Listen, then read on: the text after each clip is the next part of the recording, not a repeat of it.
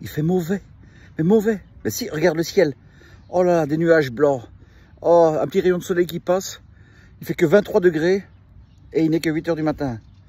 Franchement, ouais. Oh, je te titille. Je te titille. Dis ça pour s'amuser. Dis, oh, comment tu vas? Passer une belle nuit. Bah écoute, je te fais cette petite vidéo. Parce que hier soir, j'ai eu un petit peu du mal à m'endormir. Donc j'ai un petit peu surfé sur le net. Et je suis tombé sur une publication que j'ai vu que pas mal de gens, dont mes amis évidemment, partagent. C'est la comparaison entre ceux qui ont chanté à l'Eurovision et Freddie Mercury, Elton John et David Bowie. Donc, il y en a qui comparent ces trois monstres à ces trois autres monstres aussi, dans un autre sens. Donc, il y a une comparaison, les gars. Donc, et la phrase dit en gros, on se fout de la gueule de ces chanteurs d'aujourd'hui, alors qu'à l'époque, ils existaient déjà. Alors, je vais juste mettre une toute petite mise au point sympathique. Attention, hein, c'est pas méchant, hein, c'est juste sympathique. Déjà, comparer Nemo, hein, c'est la seule chose que je sais, les trois autres là qui ont chanté, je ne sais plus qui c'est, ou El Hassani, c'est ça, El Hassani. Donc, les comparer à Freddie Mercury, David Bowie, Elton John, bon, déjà, ça commence mal. Ça commence très mal. Deuxième chose, Nemo a fait une chanson jusqu'à présent. Donc, comparer un gars qui a fait qu'une chanson à des mecs qui ont plus, certains 50 ans de carrière, d'autres qui ont fait, en même temps, qui ont fait des dizaines d'albums, dont des bijoux, on compare ce gars-là à ces monstres. Encore une fois, ce gars-là a écrit sa chanson, j'ai été vérifié, ils étaient à 4 pour écrire une chanson de 3 minutes. Freddie Mercury a écrit Bohemian Rhapsody tout seul. David Bowie a écrit Space Oddity tout seul. Je veux dire, à un moment donné, ouais, tu vois ce que je veux dire. Et la troisième chose, et je crois que c'est celle-là qui est le plus soulevée, c'est l'accoutrement. On se dit l'accoutrement. On dit, ouais, regardez, hein, on critique les gars d'aujourd'hui, comment ils sont habillés, mais regarde Freddie Mercury sur scène, et David Bowie, Elton John et compagnie. Ouais, allez. T'as pas tort.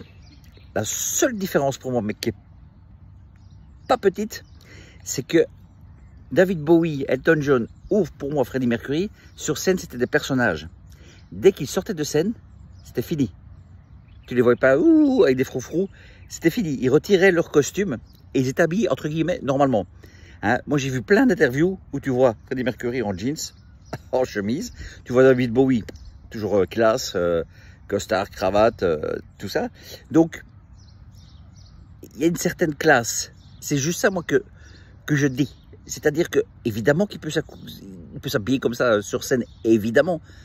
Mais c'est un petit peu en dehors, ne plus avoir cet accoutrement. C'est juste ça. C'est un peu comme la drag queen. Excuse-moi, une drag queen, c'est censé être une drag queen sur scène le soir dans un cabaret. Pas à midi à Marseille à porter une flamme olympique en haut talon. Enfin, c'est ça. C'est-à-dire que pour moi, un costume de scène est sur scène. À partir du moment où on le porte en dehors, eh ben, pour moi, il y a confusion. C'est-à-dire qu'on ne sait plus du tout à qui on a affaire. On sait plus. C'est quoi? C'est l'artiste, c'est l'homme, c'est la personnalité, c'est quoi? Voilà, je ne vois pas. Sincèrement, je ne vois pas. Il y a d'autres chanteurs comme ça. Tu prends Obispo aussi. Obispo qui s'est habillé en Michel Polnareff. Moi, j'ai jamais vu habillé comme ça à une soirée ou à un journal télévisé. J'ai jamais vu. Encore une fois, je me trompe peut-être. Michel Polnareff, Pascal Obispo, hein, j'ai dit, oui, c'est Pascal Obispo, hein, pardon. Oui, Michel Polnareff, mais aussi Michel Polnareff.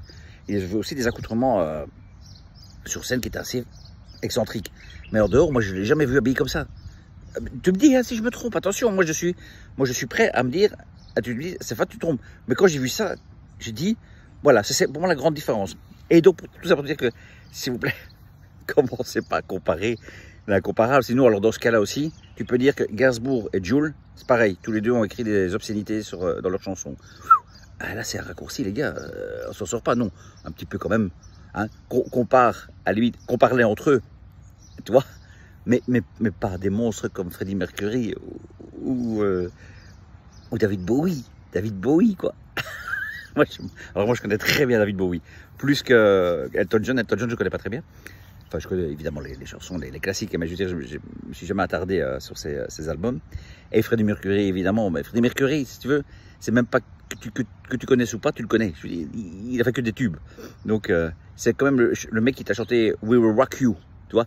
Donc, cet homosexuel t'a chanté We Will Rock You, hein. Et l'autre, il te fait une chanson sur le combat des LGBT, des non-binaires. Voilà, c'est toute la différence, c'est tout. Mais évidemment qu'ils ont le droit d'exister, hein. Il n'y a aucun problème à ça. Ça, j'ai jamais dit le contraire. Mais c'est juste, voilà, s'il y a moyen de ne pas comparer, s'il vous plaît, hein, et dire que ces chanteurs-là, ok, ça reste des chanteurs d'Eurovision, quoi. Ça reste des chanteurs de, comment dire, ouais, allez, pour l'instant, je dis bien, de pacotille, quoi. Attendez qu'ils fassent une carrière et puis on pourra commencer à les comparer à Elton John, Freddie Mercury et David Bowie. Enfin voilà.